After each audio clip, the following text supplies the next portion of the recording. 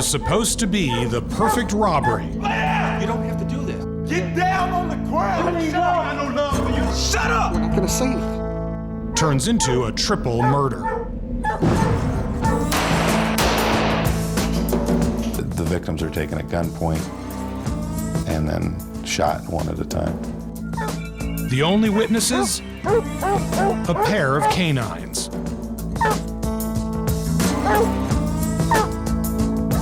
They were very nervous and they were just shaking. They can tell police who the killer is through DNA evidence. The use of animal forensics does give animals a voice. It's another piece of the puzzle.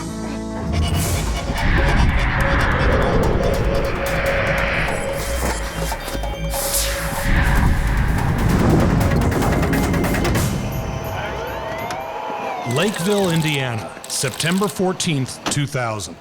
St. Joseph County police officers respond to a 911 call at a remote farmhouse. Detectives Michael Gregorek and Ron Nowicki enter the barn to find what resembles a gangland execution. The first thing you see is one victim laying by himself, bound face down, Guy's dead, Rob. with a large pool of blood around his head. And then as you look off to the left, you see two victims lying side by side, also bound face down. Give me 3 ambulances now, over. They're both gone. Guns drawn, Gregorek and the other officer secure the outer perimeter of the farmhouse. They can hear a pair of dogs inside. 2 German short-haired pointers rush to the window in alarm. On approach to the side door, the dogs were barking like crazy. Ladder. Police find a ladder leading up to an open second-story window and a punched-out window screen on the ground. Clear over here. They proceed inside cautiously. We wanted to make sure that the home was clear. There weren't any other possible victims inside the home. Gregorek encounters the frantic pointers.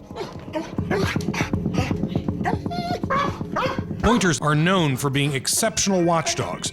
Their lateral field of vision is 70 degrees greater than a human's, and their retinas are more sensitive to motion, which makes up for their limited range of color vision. The detectives head upstairs, where it's evident that someone broke in through a bedroom window. The house had been ransacked to a vast extent. Drawers pulled out, clothes strewn about, every personal item gone through, and it was obviously a burglary.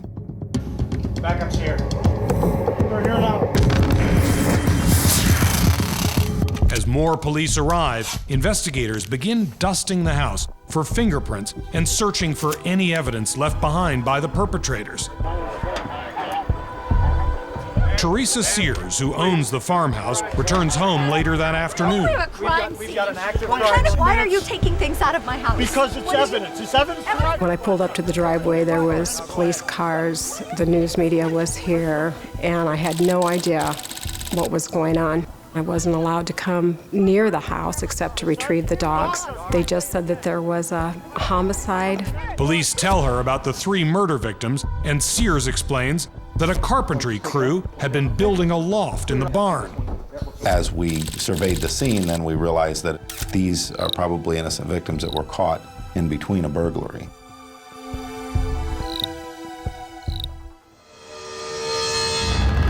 These cold-blooded murders are shocking for rural Lakeville.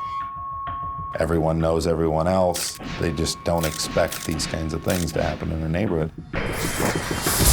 Police recover one of the more unusual pieces of evidence on the sidewalk below the broken-in window. In the middle of that sidewalk as you approach is a pile of dog feces. Immediately we notice that inside of that feces we have a shoe impression. And we need to make sure that everyone knows that that is possible evidence.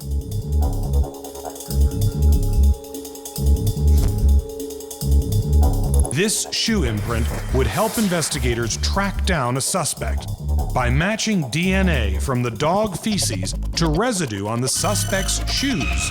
Forensic experts would crack the case and identify the killer. And Animal forensics was just of the utmost importance to this case.